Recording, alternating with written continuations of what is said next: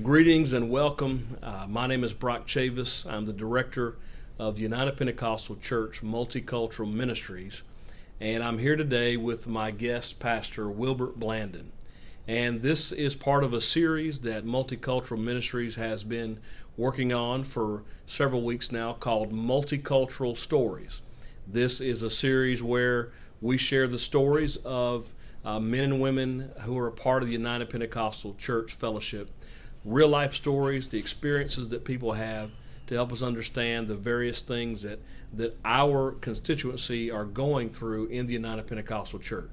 I will say for this specific video that we're recording in an off-site location, and due to COVID-19 we're observing social distancing, and so this video you might find us a little further apart, and both of us are on the edge of the screen, so to speak, but this is just an attempt to be safe and use wisdom and caution, so I know you'll understand that.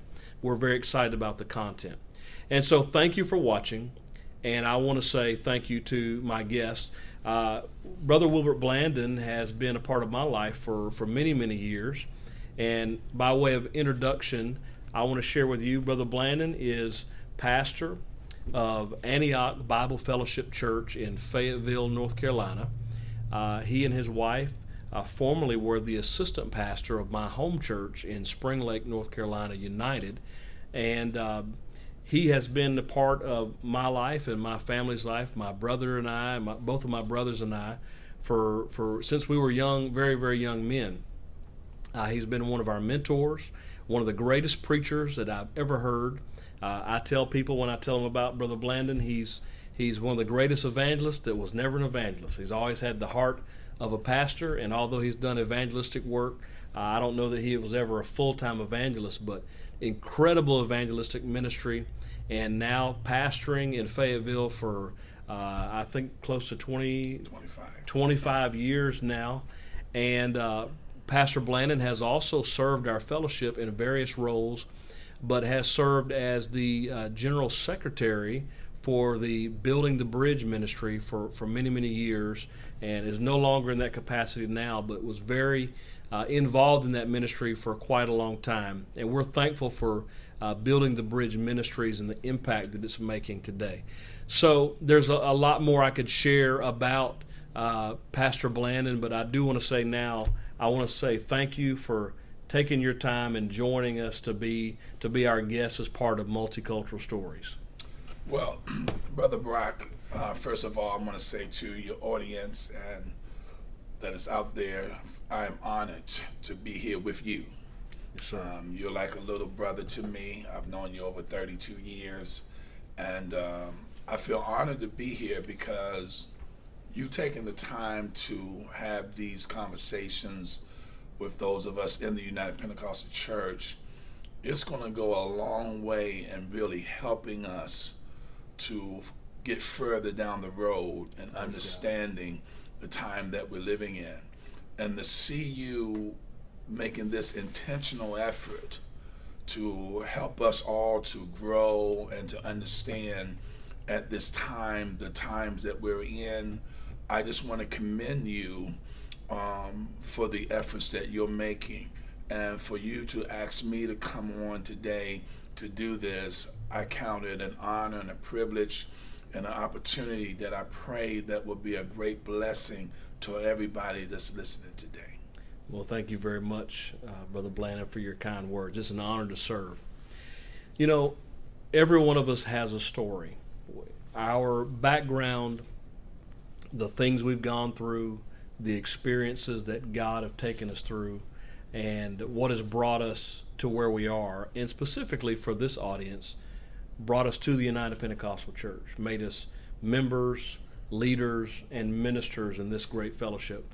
We all have a story, and several months ago I felt like the Lord was speaking to me saying, let's create a way that people can share their story. So we're going to talk about a number of things in this video, but I want to start by Pastor Blandon just asking you, will you tell us your story? Tell us how you came to the Lord, how you came to the United Pentecostal Church. Tell us your story and share with us what your experience has been, and we'll take it from there. Yes, sir. Well, first of all, I'm going to say Brother Brock, I did not grow up in the United Pentecostal Church. I grew up in the inner city of East Baltimore, Maryland. And the area of Baltimore that I grew up in was very, very violent. It was very, very challenging for a young person. So at an early age, I got involved with drugs, alcohol, and became a part of a gang called the Untouchables. And we were involved in a lot of things that gangs are involved in. And even though I'm not proud of my past, it is the reality of what I have had to endure. At 15 years old, I was facing life imprisonment and spent some time in jail. And thank God he had mercy on me as a result of that. 5 times I've had to look down the barrel of a gun with the trigger pulled back, and I would have been gone if I would have made the wrong move. And interestingly enough, 3 of those times were with law enforcement. And because of some of the activities I was involved in and the way that I carried myself, I got stereotyped a couple of times by law enforcement. And my first introduction from them was their drawn weapon. And if I would have moved in any one of those times, I could have been gone. And so I did drugs for 10 years. I sold drugs for about 7 or 8 years. And at about 20 years old, I felt like I need to give myself a chance. So being in the inner city and not going to college when I graduated from high school, the military became an option for me in my mind. Nobody who knew me believed that I was going to actually go into the military. And even when I talk to my friends about it now, they be like, we never believed you was going. But anyway, when I decided to go in the military, my mind was so warped. I said to myself that I'm going to go in the military, and if I don't make it in the military, then I'll come back out here and pick up my thug life where I left off, sell drugs, misuse women, the whole works and everything. And so when I got into the military, after about a year, I got stationed in Mannheim, Germany. And between me leaving North Carolina, because I was stationed here in North Carolina back then, back in 1982, I actually got baptized in the name of Jesus by a minister that worked with my wife. But at that time, I didn't get baptized into no church. I was just getting baptized because that's what they taught us. We need to be baptized.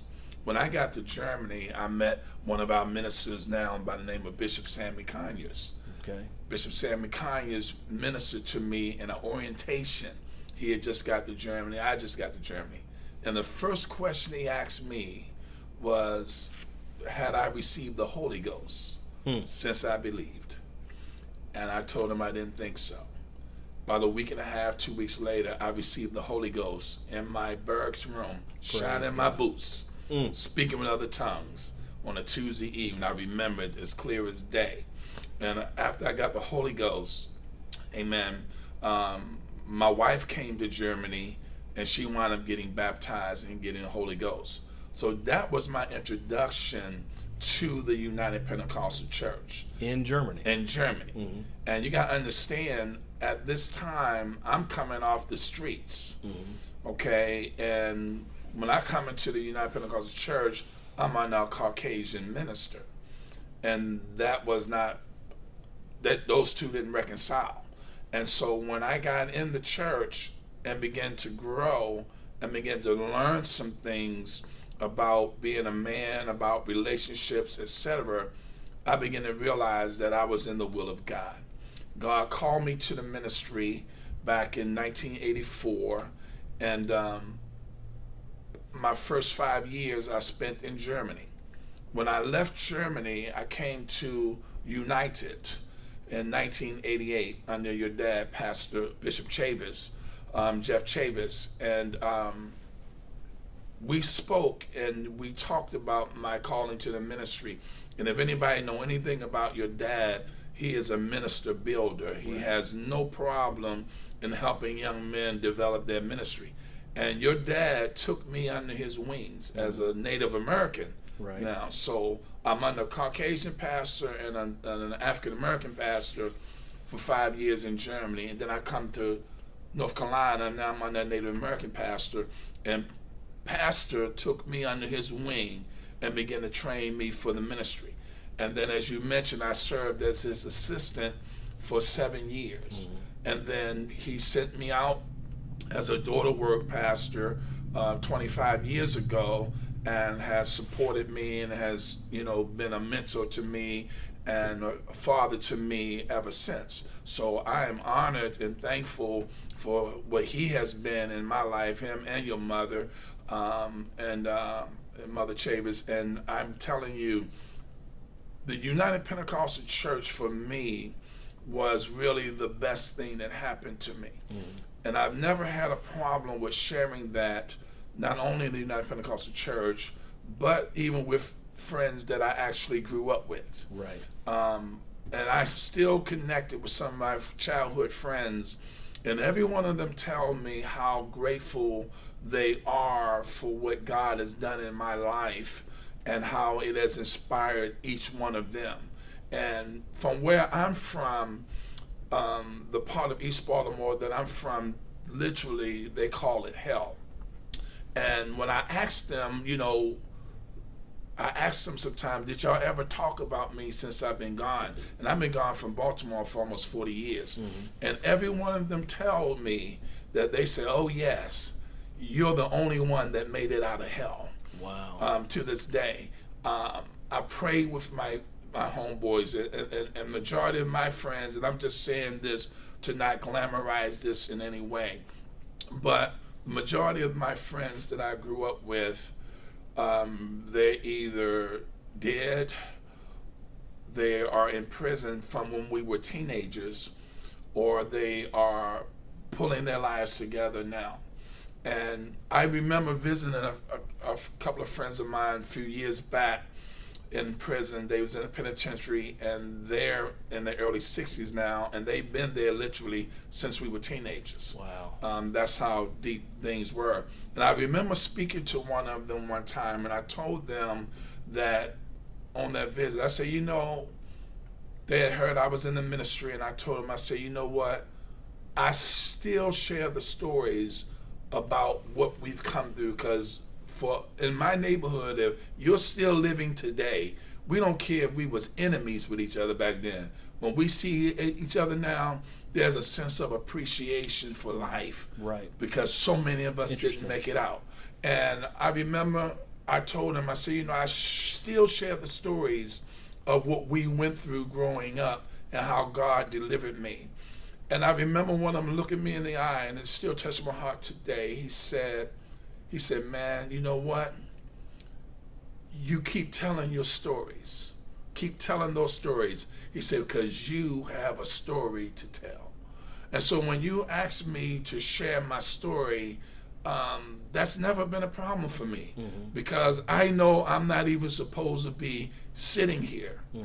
I've been given pure heroin that was actually tested on monkeys at Johns Hopkins University, and didn't even know it, and I'm still here. Wow. And so when I think about the things that God has brought me through and how he brought me into the United Pentecostal Church, and how my world and my perception of the world has been so broadened, that's why I see the United Pentecostal Church as a vehicle to reach back into our community in such a way that makes a difference. Let me share one story, and then we can move on with you. I remember years ago, I went to visit one of my friends, and my wife was actually with me so she can testify to this story.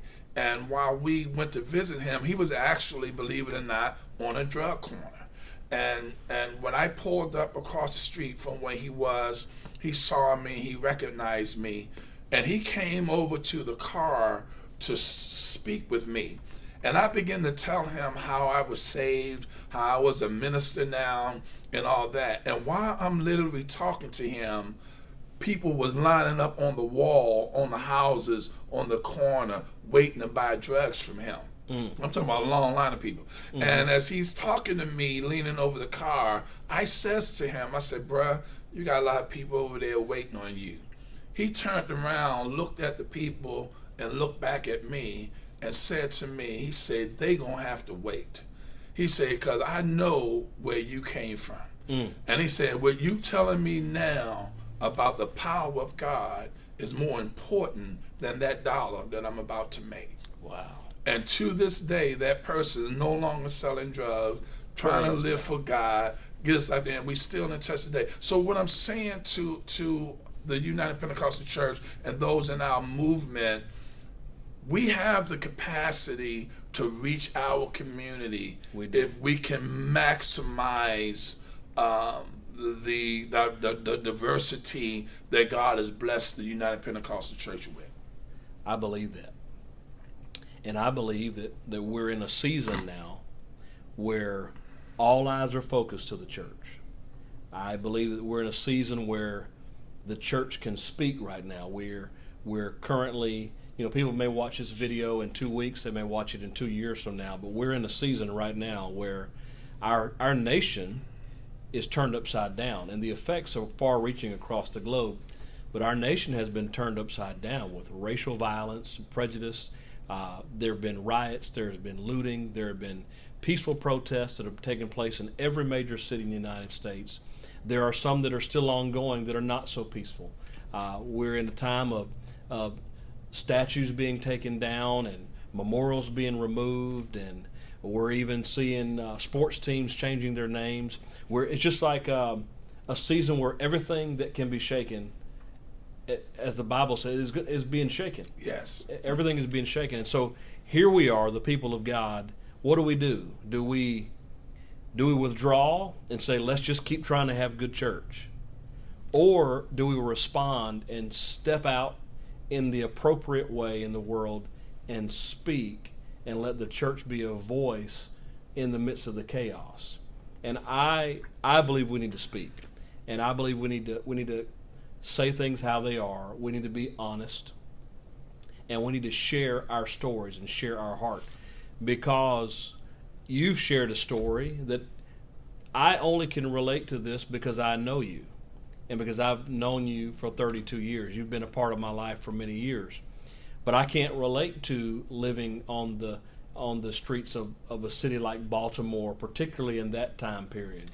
I don't have that experience. I grew up in the United Pentecostal Church. I grew up in the church, sleeping under the pews, when I was just a little kid. Right. And I have a different experience. But I believe that God has given me that as a testimony.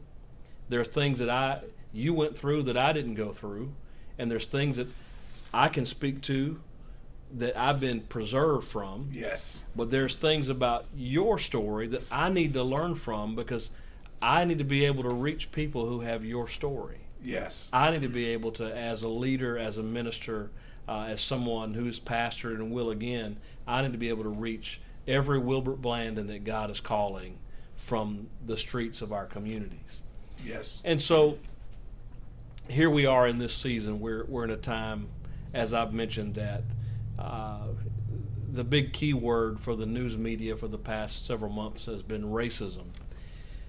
Share with us a little bit about how has this affected you as a pastor, leading a congregation, seeing people who are hurting, how they've seen things happening in the news, how they've interpreted things, and relationships with other people in the church.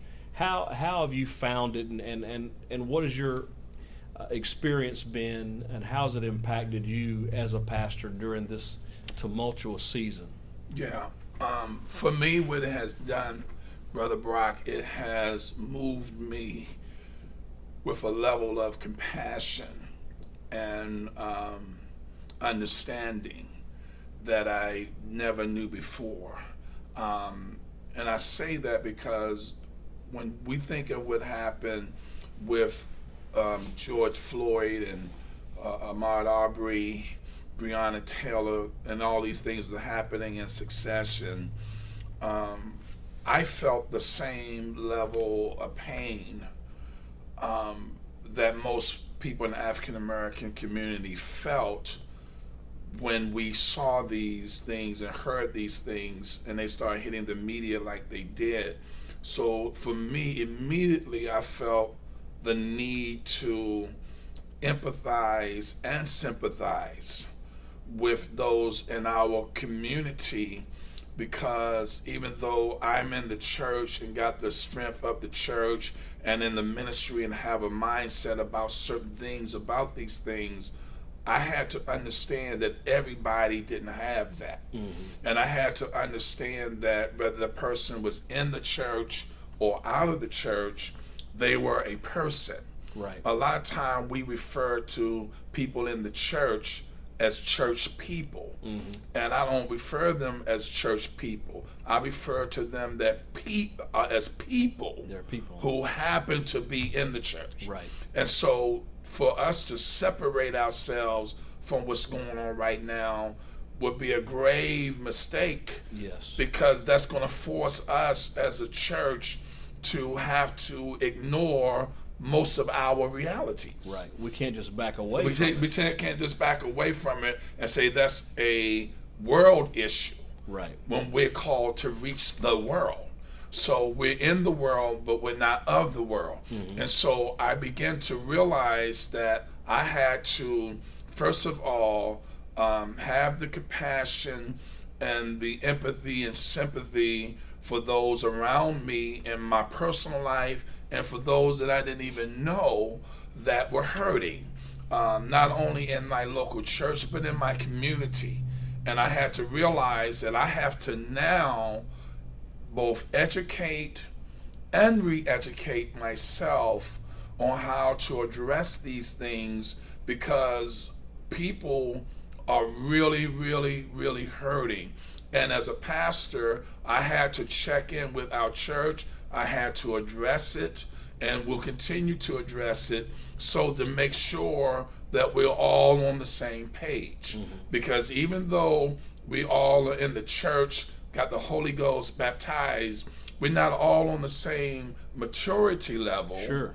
And we're not all on the same socialization level. Right. And I have young men and young women in my church who was affected by this. And I have to check in with them and make sure that they are processing this in a way that's not going to have a long-term negative effect on them. Mm-hmm. You know, so as a pastor, I'm very concerned about this. And of course, working with Building a Bridge for the last 25, almost 30 years, like I have, and being intricately involved in this process, mm-hmm. for me, this is something that we need to continue to try to work through, so that the church won't be left behind, mm-hmm. and so that the church won't miss the opportunity to make a real impact that it needs to make. And you've touched on this, but in this, I don't want to call it scenario, because this is not a scenario, this is really happening. But in this instance that we're going through, some of the knee-jerk reaction by many leaders will be, let's back away from this, let's not comment, let's not communicate on it, because it can be very divisive, it can create conflicts. We don't want to stir people up more than they already are. Some of the natural reactions just kind of pull away and say, as you said, let the world be the world. This is not my church folks that are out in the streets involved in a riot, so let's just not be involved in it. But would you say that puts us at a disadvantage in a time where we could have the advantage of ministering, that rather than withdrawing, if we could step forward, particularly churches that are multicultural, have members that are part of the minority groups, and rather than stepping away and saying, let's get everything settled down so we can move forward, what are your thoughts on, instead of stepping away, but moving forward and leaning in and saying, okay, we know you're hurting, how can we help? Thank you. I really appreciate you mentioning this, Brother Brock, because one of my concerns that I see among pastors that have multicultural churches is that there can be a sense of what they call it when you just sit on your laurels. And this is something that I would like to say to pastors with multicultural churches. If you haven't communicated to your people about it, at least try to find out how are they affected how they're doing, because you might be surprised that even though they haven't communicated anything to you about how they have been affected, a lot of them really have been affected. And they may stay loyal, they stay loving, and all like they knew, but that doesn't mean they're not hurting. Right. And when you come to them and ask them how are they doing with this, showing that you care, is there anything you can do, is there any way that we can help through this, you're communicating to them that even though you may not understand their situation, you communicated to them that you actually care. Right. And that it would be wonderful, because I can tell you by experience during this time, I've spoken to across our movement a lot of men and young men that has been affected by this, and some of them have literally wept over the phone only because they got that phone call. And all I was doing was calling them just to see how were they doing with the current events. Right. And all they needed was somebody to talk to. All they needed was to say, hey, I'm struggling with this. I'm having a hard time with this. I know God gonna bring us through this, but right now I need some assurances. I need some encouragement. And a lot of time, if you have a multicultural church right now, don't just take what you're seeing on the surface, because people are hurting, people are talking, and people do want you to say something. Even if you don't know exactly what to say, at least they can see that you're making an attempt to address the issue, to make sure that it's not affecting them in an adverse way. Right. Does that make sense? And I think that's important right now for our pastors to understand, because sometimes we can take the approach where we're going to ride this out and we're going to be above it, and it can be a really, really grave mistake. And it's not something that a pastor want to be dealing with, because he can find himself dealing with some more issues down the line that he wouldn't want to be dealing with. So no, I don't think we need to withdraw. I think we need to approach it, because we've missed opportunities in the past, whether it's been from Azusa Street or other opportunities that the church has missed an opportunity to really make a difference in the mainstream of what's going on. Sure. And race relationships in our nation is mainstream. That is not a side issue with none of us. So it is imperative that we develop a safe environment and a healthy environment to discuss this in a way where we become empowered as a church in this vital human relations opportunity. I think I would say, and you can comment and share if you feel this is right on or needs to be modified, but I think I would say that even when pastors may feel inadequate with how to address it, even when they feel like they don't totally understand how to talk on the issues, but just to make the content, to ask how their congregants are doing, ask how they're feeling, and showing that love and empathy is better than nothing. I don't feel like, of course, I grew up in in a church that was largely African American through my teenage years. And I have just a different comfort level on this subject, because I have relationships, lifelong relationships with people of color from various cultures. Yes. And that has helped me a lot, particularly during this time. But the comfort level is not always there. And when you have a pastor that feels inadequate, it's my feeling that people don't expect you to know everything to say. People don't expect the leader to have all the right words all the time. They don't expect the leader or the pastor to know all the history and to just a few minutes ago you rattled off two names that everybody knows right now and one name that a lot of people don't know. But the situation is no less horrific. Right. What happened with Breonna Taylor than happened with Ahmaud Arbery or George Floyd. And many leaders would not be able to have that top of the head information. But you're an African American pastor who is very much engaged in the black community. So you hear these names. This is top of the head thinking for you. But many people watching may be from communities where the demographics of the community may be 80-95% Caucasian or Caucasian Hispanic, and the black community is very small, and it may not be big news in their community. And so in those situations, and I'm imagining now a scenario where many of our leaders, many of our pastors, pastor churches that are multicultural, but the minority groups in the church are probably not the largest, and maybe there's just a few families here and there. I would like to say to that pastor right now, don't think you have to know all the right words. Don't think you have to understand all the history, but don't let that keep you from showing the empathy and having the conversations, because your people will be blessed if they know that you're trying to learn and trying to minister to them in their time of hurt.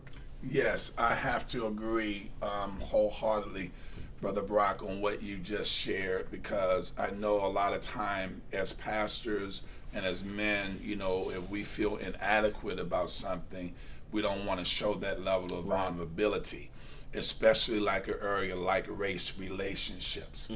As I mentioned a moment ago, I've been taking this time to both educate and re-educate myself, not just on the black experience, but how my white counterparts are processing this right now, because we need them at the table. Yes. And I need to know how white pastors and my white brethren in our movement are actually thinking about this, because I need to be able to understand his thoughts about this as much as I want him to understand my thoughts. Sure. So I have to become a student to him or her in this case, so that we can both begin to learn from one another.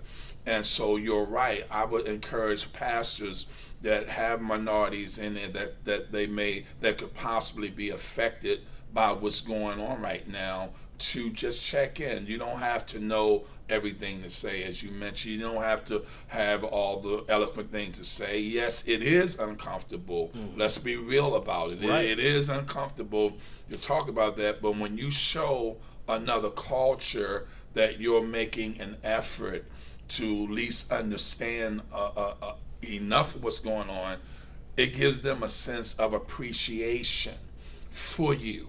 And it gives them a sense of value, that he values me in this situation, and therefore I can appreciate him at least reaching out to me.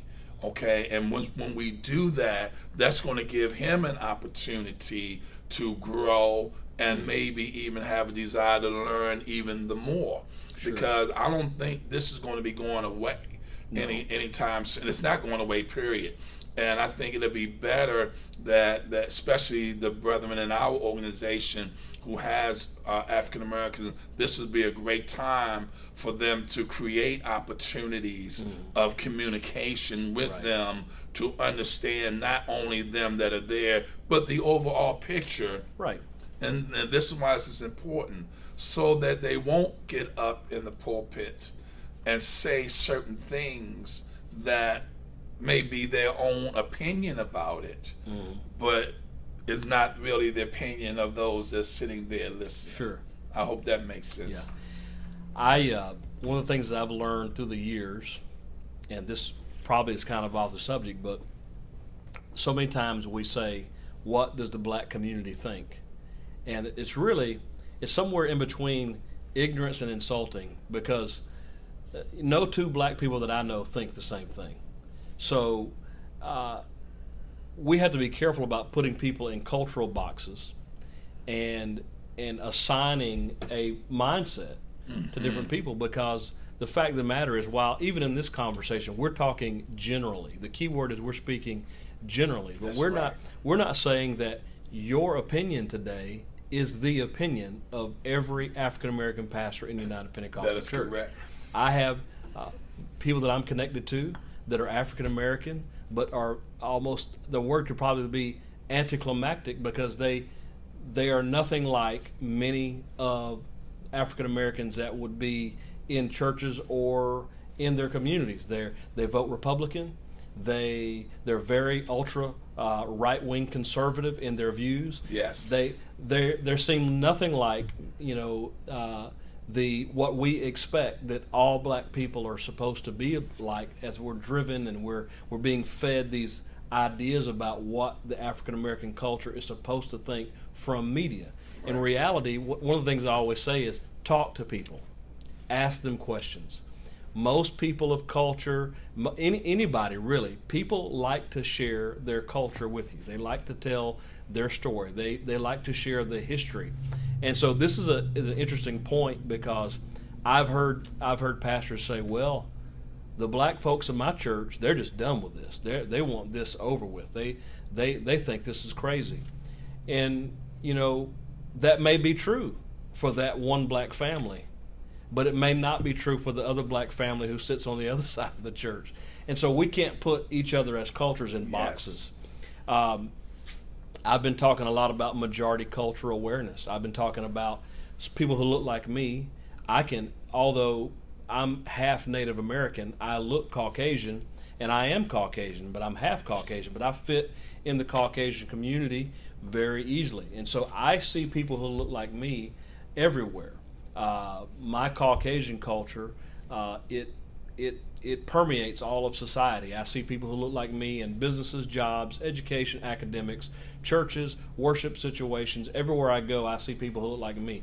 I don't have the experience of walking into a room and seeing nobody who looks like me, who is, let's say in a church, for instance, who's playing music, singing songs, taking up offerings, speaking in the microphone, preaching the service, ushering Sunday school. I don't have the experience of seeing nobody who looks like me doing those things. Right. I see that everywhere. I see me in everything that I do.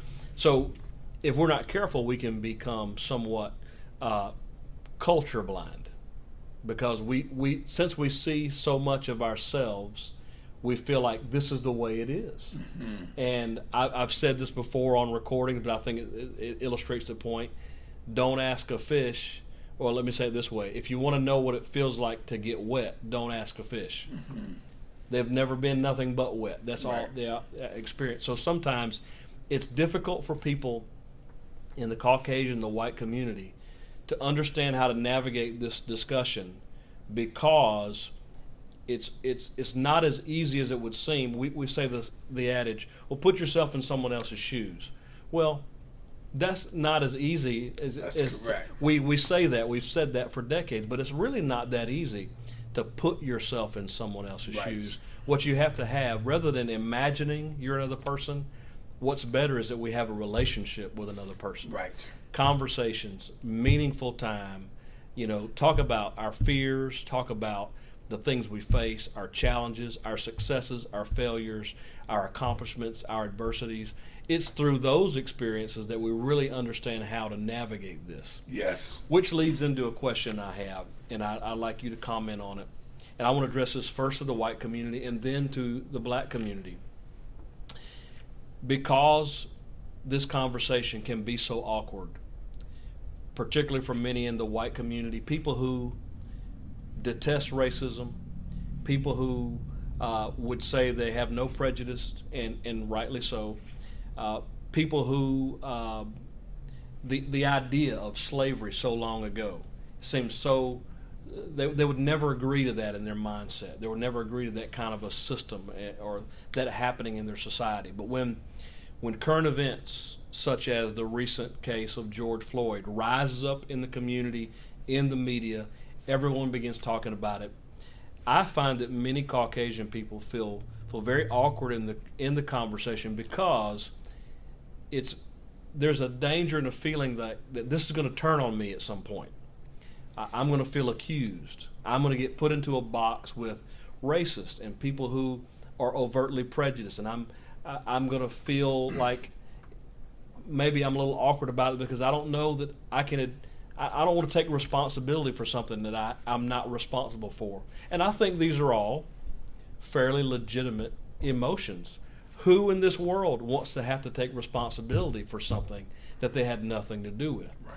And so I set that up to ask you this question. In this time, and particularly in the time of the discussion and relating with people in our churches and other leaders and members in our churches, what advice would you give to Caucasian members of our churches and Caucasian leaders, and what assurances would you give them? Because I think we need advice that will help us to process how to navigate. We also need some assurance that what's going on in the media and the world is the media is dividing blacks and whites, and blacks are becoming militant and angry toward whites. And I think many people in the church are saying, I don't want that to happen. So what assurances would you give? Because I know your heart, and I know the United Pentecostal Church, and I know that we're not in a situation where the black community in the church is ready to rise up in arms against the white community. But that's what's going on in the world. And sometimes it's very difficult to show that separation. So to summarize the question, what advice would you give the white community in this time, and what assurances? Well, that's a very, very deep and detailed question, Brother Brock, so I'm going to try to answer it with as much clarity as I can. And I can only start with the fact that in order for there to be healing, you first have to acknowledge that there's been a wound. Been a wound, okay. And sometime in dealing with this area, I notice that we want to overlook the wound to get to the healing. And I think that's hurting the process. Sure. Because slavery is something that really did happen. It happened. And not only slavery itself, but the effects and the after effects of slavery is also a reality. Reality. Yeah. So in order to reach me, we got to address the wound. And if we can address the wound, then number one, I'm seeing value in that, because I'm recognizing that you're recognizing this is where the problem has originated from. And so I think it's important for our Caucasian brothers and sisters that even though they were not personally responsible for what has happened, and slavery been over for 150 years or so, etc., it's important for them to not cause the African American community to deny their reality or their experience because it hasn't been theirs. Right. That makes sense. Sure. So number one, I think you got to acknowledge that there's a wound first before we can start the process of healing. Okay. Once we can acknowledge the wound, an example that I give sometime is like a train. When a train got to pick up the caboose, when it's detached from it, they got to slowly back up to it and then get connected. And then together they can move forward. A lot of time we want to move forward in this conversation without backing up to the caboose, which is actually slavery, which is actually the effects of slavery that got us here in the first place. Once we can acknowledge that, it's not for me to look at you or a Caucasian person and blame you for what happened. All I'm asking you to do at this point is acknowledge. Not pretend it didn't happen. Not pretend it didn't happen. Don't try to make no excuses for it, because the black community can't make no excuses for it. The black community can't deny it. This is a reality that we had to live with in this country, whether we wanted to or not. And so this is a reality. And all I would ask our Caucasian brethren and sisters to do, just to acknowledge the fact that this is the wound, this is where the pain started, and this is the reality for our community. Now, we don't have to stay there, but we got to start there. Okay, that's very good. Okay, and once we start there, now we can start working down the journey of healing, because now I know you realize what caused the hurt. It's like you and your spouse. If you hurt your spouse, she want to know, that you understand what caused her hurt. Right. You can't say, let's move on. If I've done anything that hurt you, I'm sorry. That's not a real apology. That's not a real apology. She wants you to know what did you do? What did you do? And of course, as men, we want to move forward. No, she ain't moving forward yet. Right. She can't move forward till you acknowledge her pain. Once you acknowledge the pain, now we can work on the process of healing. And once we do that, and start working towards the healing, because now I know you acknowledge this particular pain. Now it comes down to us understanding one another now, because if you make me deny what my experience is and has been, because you haven't experienced it, or it's difficult for you to address, then you're still telling me that my pain isn't affected me the way that it is, and I just need to get over my pain. Well, the only problem with that is, even though you may not see yourself as prejudiced, racist, etc., or even having biases, which we know we all do, both conscious and unconsciously, we have biases. So a lot of time, it's not about anybody being seen as a racist, but as you mentioned earlier, do your relationship with me, is it at the level that you can recognize my pain, and then let's work together to healing it? Okay, we didn't get here by ourselves, and we're not going to get out of this by ourselves. So the black community and the white community, we have to reconcile this situation together. Sure. And some of it, to be honest, and I say this with respect to our brethren, some of it is not going to all come comfortably. Right. This is an uncomfortable conversation. You're comfortable with this conversation. I'm comfortable, but there's still levels of discomfort to this conversation. Absolutely. Right? So we gotta just be willing to know that when we sit down together at this table to discuss this, I'm not sitting here to hurt you. I'm not sitting here to project white guilt on you. I'm here to try to communicate to you, this is the issue that's at hand. Now, how can we work together to work through this?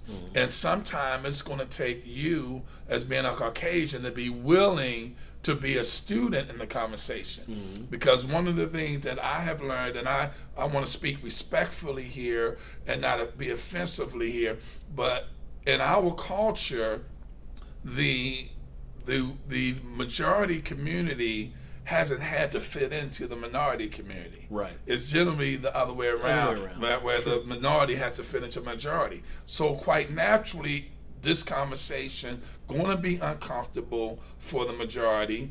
And if the majority haven't had to do it before, they may not necessarily feel like they have to do it now. But the reason why I believe we have to do it now, because our worlds have been merged together. Sure. And as a united Pentecostal church together, we all are part of this diverse organization. And if it's going to remain diverse, then all the voices in our movement has got to begin to be heard. And let me say this, because you mentioned just a moment ago, even the voices of Caucasians that may not even be in agreement with this, because I need to understand, why do you see this differently? Right. I can't project that what my thoughts on this is the sole accurate thought on this. You may have a reason why you feel this way. Sure. And if you feel differently, it would help me to know why.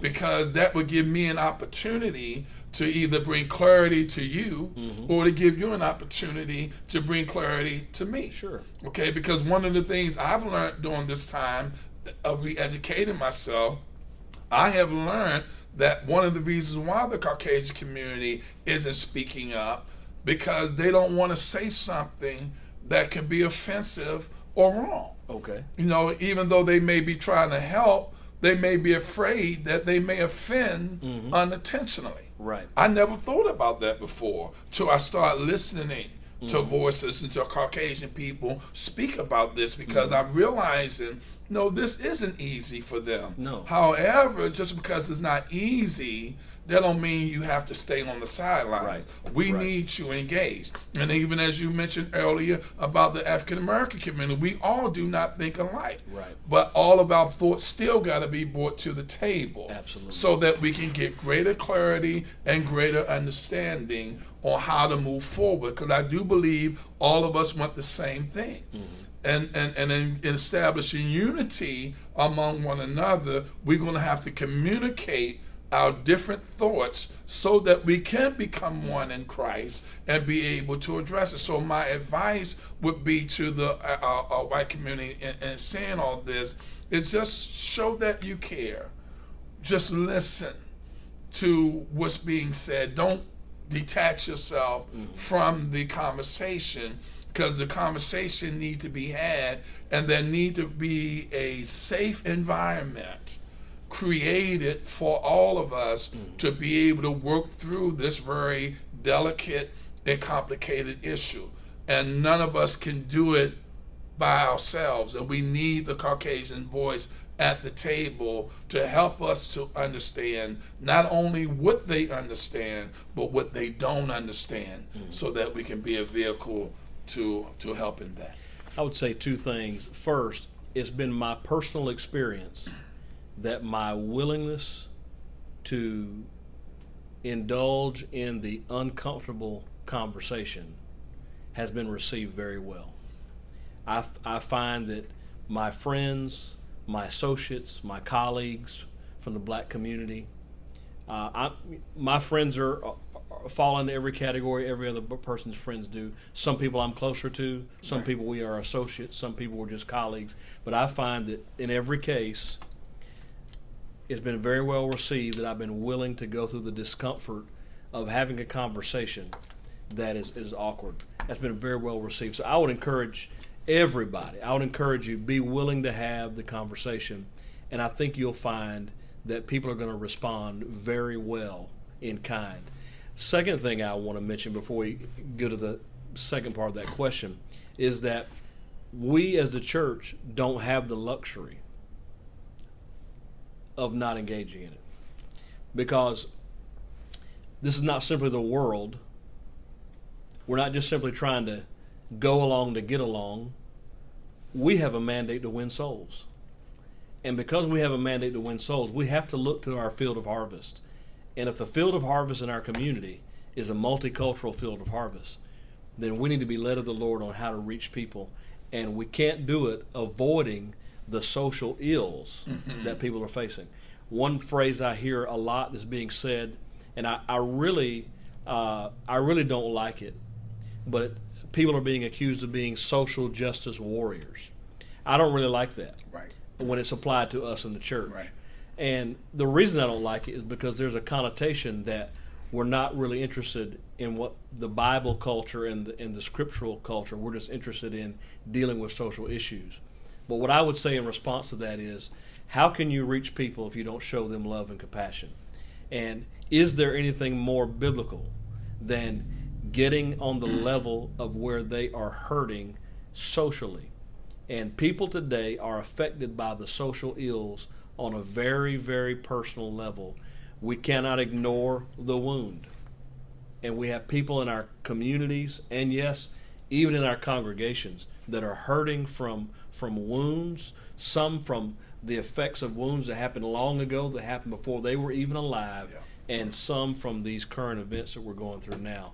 So we don't have the luxury of not engaging, because we have a mandate to win souls. I think that right there changed the priorities altogether. We've got to win souls. It does, Brock, and the reason why that's so important what you said, because if we don't discuss and we don't try to address these issues, they're going to get addressed on social media with our people. Yeah. And our people are going to be getting all of their ideas about this thing in particular. Oh, that's so good that you're saying from social media and from the media at large, because they're not hearing us. It's like, in the younger days when we were younger, one of the things we didn't talk about much in the church was sexuality. Well, if our people are learning sexuality outside the church, they're going to have a different perception than we do in the church. Right. And the same thing with this. If we don't communicate this in a respectable manner in the church, then our people are going to get their concepts. They're going to hear it. They're going to hear it from somewhere. Be directed. And the church is going to be seen as a place of repression and suppression when it comes to these real issues that people are having to live through every day. Absolutely. I mean, just remember, people are only in church, especially now, for a couple of hours at most a week. Okay, and sometime right now only an hour a week. Right. So you talking about the rest of the week and every day of the week, they're out dealing with the world. Inundated. And they're inundated with this every day. They're dealing with it on a personal level every day. Their children are dealing with it on a personal level every day. And fathers your age right now are having to have talks with their teenage children that the previous generation didn't necessarily have to have. That's right. Okay, so we got to be willing to open ourselves up to address these issues. And so I want to just say that to what you just said, how important that is, that we don't shy away from it right now. Because one of the things I always share with our church is that sometimes we're working so hard to be Christians that we've forgotten how to be people. Wow. That's very powerful. Okay, and we've forgotten how to be people. And we have to go back to being people because Jesus was concerned about the human condition. He was. See, Jesus came to earth before the church, okay, because he was concerned about humanity. And the way sin was affecting humanity. And these social ills are a byproduct of a fallen world. Absolutely. They're a byproduct of sin. Okay? And so we got to remember from the very beginning, mankind has been cruel to his brother. Even when we go all the way back to Cain and Abel. Right. Before there was even a murder on the earth, a brother killed a brother. And so this thing about human relations is a big deal with God. And reaching our culture right now is not about being social justice warriors. It's about being concerned for the same humanity that Jesus was concerned with. God. So I think that's important. It's very convicting. Okay. And now the second part of the question, can you bring that to me again? So the second part of the question, the first question was, what advice and assurances would you give to the white community in our United Pentecostal Church? So flipping the frame, what advice, you are an African-American leader among us, a pastor and a leader of influence. What advice would you give to the black community, and what assurances would you give about this time? Amen. Well, one of the things that I communicate to the black community, Brother Barack, is our need, and I'm going to say it again because I've said it before, our need to educate ourselves and to re-educate ourselves about what's going on. Because I've learned that a lot of us really don't understand our history. A lot of us really don't understand where we came from and why things are really the way they are. And so I would encourage the African American community, number one, to educate and re-educate yourself about our history, because it is important that we understand ourselves and who we are, okay? Because if we don't, then we're going to continually find ourselves in this cycle. Let me pause. The battery is getting lower, and I may have to start that question over. Sure.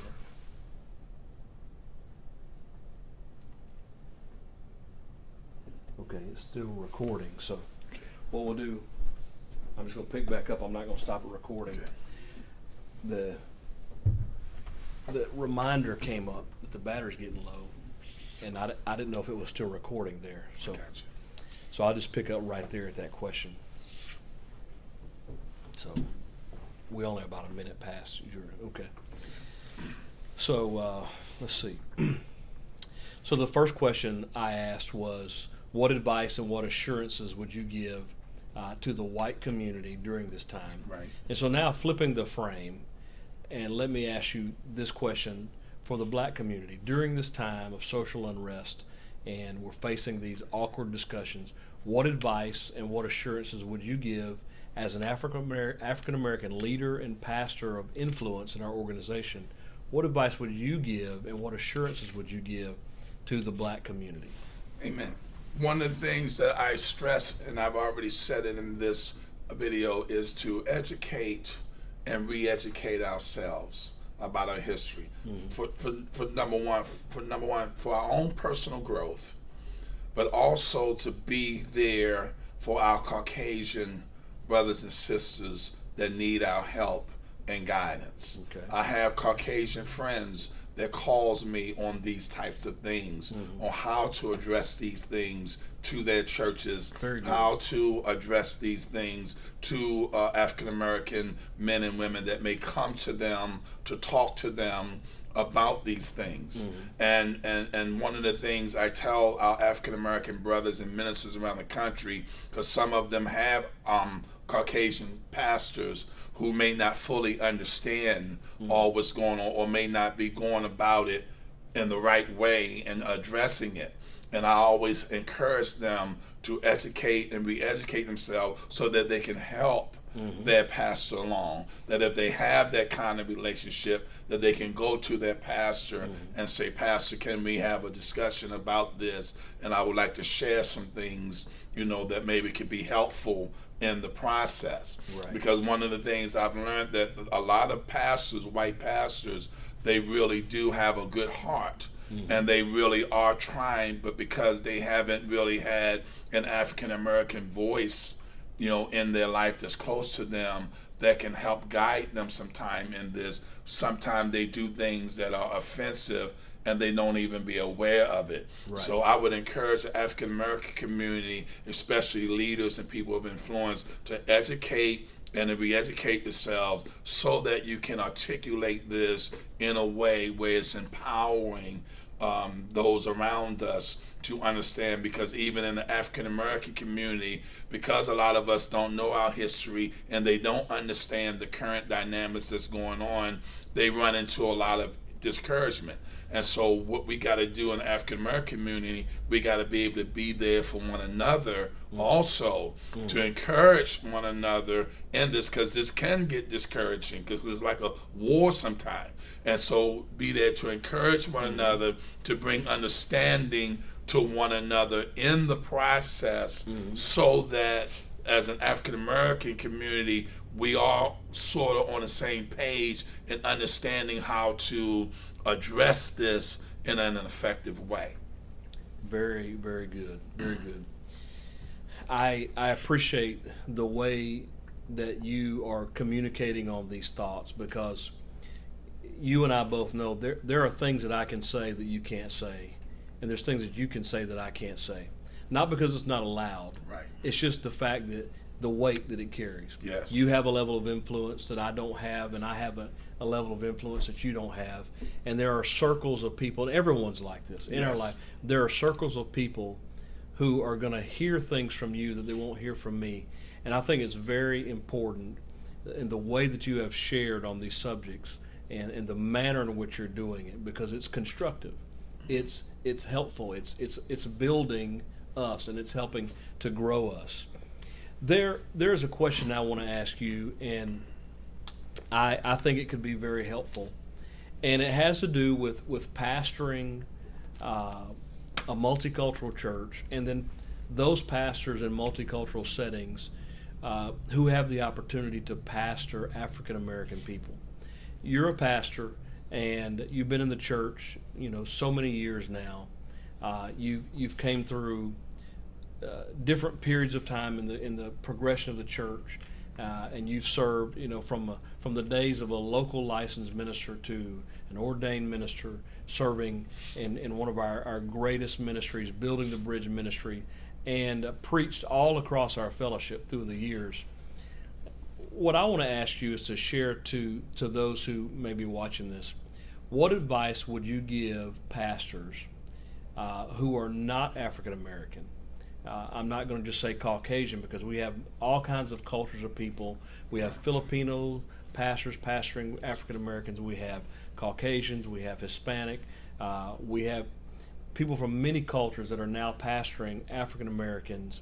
And I feel like we're coming to a tipping point, even in the South. You and I both know in the South, we have always seen that many black people will attend a church that's pastored by a white man. You don't always see it the other way around. You don't always see people from the white community going to a church that's pastored by a black man. But I feel we're coming to a tipping point with it, particularly with the millennial generation. I see that changing. I see a change come in the South, where you see this in the North and in the West and different places in North America, but it's not very prevalent here in the South. But I see that changing. And so what we're coming to is a time where not only Caucasian could use some advice about how to pastor and suggestions about pastoring African American people, but other cultures too. So I think this question will become more and more pertinent in the next 5 to 10 years than ever before. I think this will be one of the major questions that we're asking ourselves. So let me just ask you, from your experience, what would you say and what advice would you give about pastoring our precious people from the African American community in this day and hour? That's a very, very powerful question, Brother Brock. And if you don't mind, I want to use your father, which is my father as well, spiritual father, as an example. Absolutely. Pastor Chavis became a father to me because he invited me into his life. He did. From the time I arrived here in North Carolina, the very first service that I was in, he was actually playing the drums before he got up to teach. So I didn't even know he was the pastor. He was actually on the drums. He taught the message that night.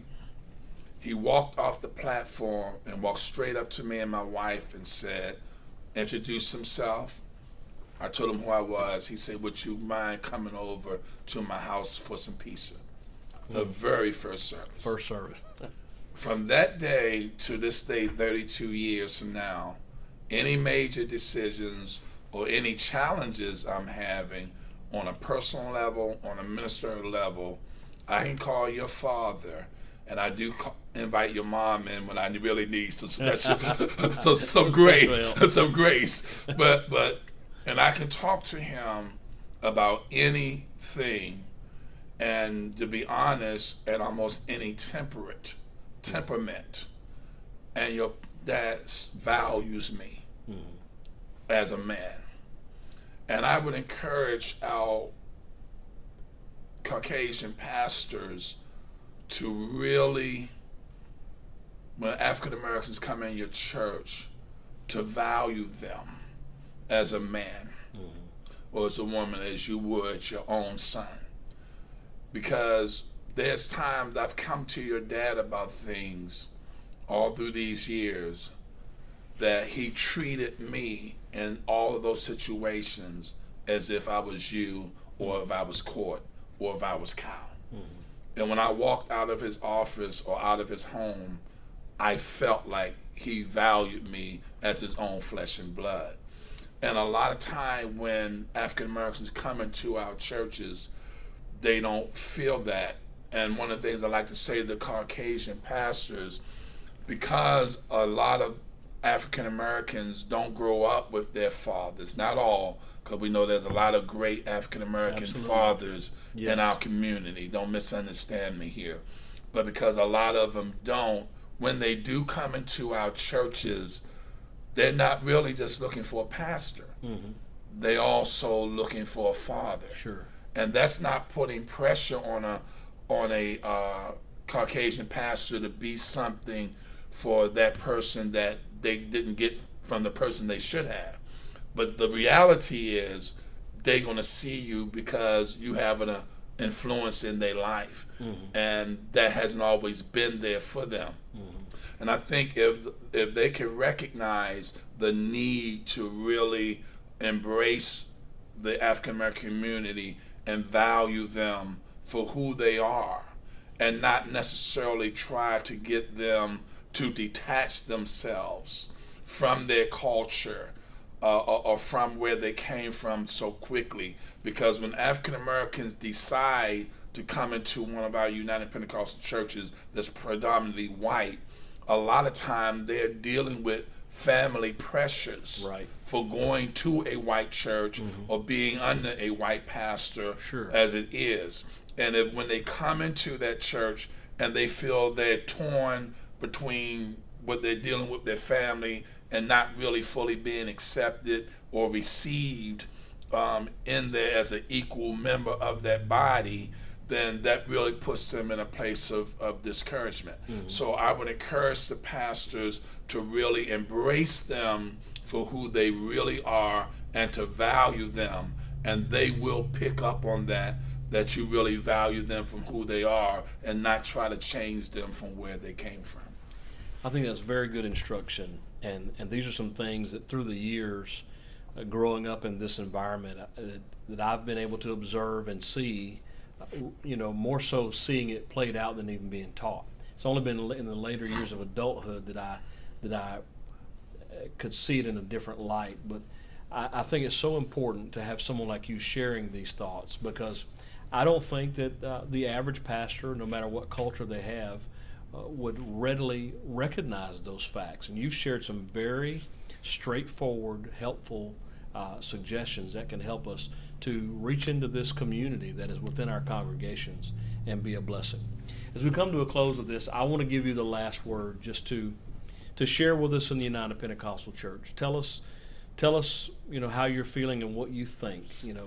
And I know this is a question that we haven't talked about in advance, but as we close this out, just share your heart and say what you're feeling right now from your perspective as a man, as a pastor in the United Pentecostal Church. Say to us what you're feeling, and if there's a message that you'd want us to hear, share your message, and then we'll close with that.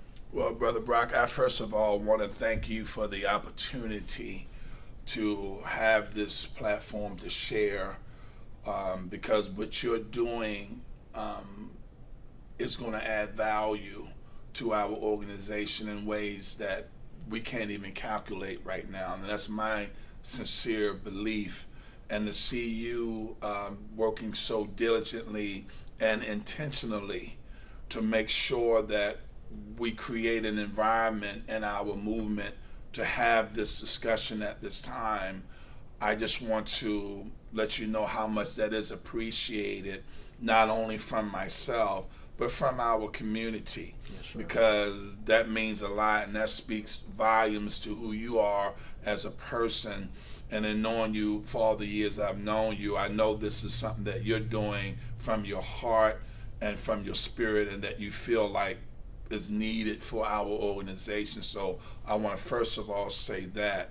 Secondly, I want to appreciate our superintendent and Brother David Bernard. Absolutely. Because Brother David Bernard, through the years that I've known him and I have been able to communicate with him and see him communicate on this area, he is one person that I know have really taken the time to really learn about our community. We're blessed with him. We're really, really blessed with him, so that he can really, play a leadership role in this. And I want to say to the United Pentecostal Church, because of that leadership of people like Brother David Bernard right now, and the people like yourself and others that is trying to take a lead in this, I always say that the United Pentecostal Church is really equipped to reach into the African American community in a powerful way.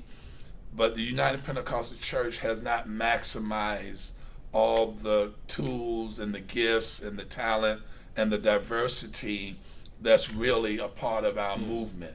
We see the diversity, we know what's there, but most people outside the United Pentecostal Church don't see it because we don't maximize it like it should. And I would say to our Caucasian brothers, and sisters, don't feel like you have to be on the defense when it comes to this. This is about us becoming more understanding of one another now more than ever. And I think that if we can create an environment of safety and of health, that we can discuss this in a healthy way, it's only going to increase our opportunity to evangelize our world more effectively. But not only that, as the nation talks about a more perfect union, it allows us to have a more perfect United Pentecostal Church. Yes. Because now we understand one another more, and we can really live out the name of our organization because we have those levels of relationship that allows for that. So I do pray that this conversation and others that you're having is bringing an awareness to us, because we all got to grow through this. And I just want our Caucasian brothers and sisters to know that this is not about one group only, but this is about this one group also. I always say on the Building a Bridge board that reaching into the African American community is not about reaching the African American community only, but it's about reaching the African American community also. That's very good. So I pray that we can continue to grow in this conversation, and that we will all, at the end of the day, create the spirit of unity and the unity of the Spirit that Jesus Christ have ordained us for. Amen. And I think that is something that's so key to us being effective at winning the lost in our communities from all cultures. I heard a pastor say not too long ago, and it's stuck with me ever since. He told his church, I was there speaking that day, and he said, we're an Acts 2 church, but we don't just want to be an Acts 2 church. We want to be a Revelation 7 church. Because Revelation 7 is where it talks about heaven, and it talks about a place with all nations, kindreds, and tongues. Beautiful. So we want to be a Revelation 7 United Pentecostal Church, as well as an Acts 2 United Pentecostal Church. So in closing today, I want to thank Pastor Blandon for being a part of this and sharing his thoughts and his feelings and his perspective in this time. I will say, as I've said in other videos, you may not agree with everything that he has said or everything that I've said. The point of this is not necessarily to create conflict or argument, but rather we're just sharing stories. Amen. And this is this man's story. This is part of my story, and this is his story. And that's what this series is about, just sharing multicultural stories, because we are the United Pentecostal Church. Thank you for joining me, Pastor Blandon. God bless you. And thank you for having me, Brother Brian. And thank all of you for watching. God bless you.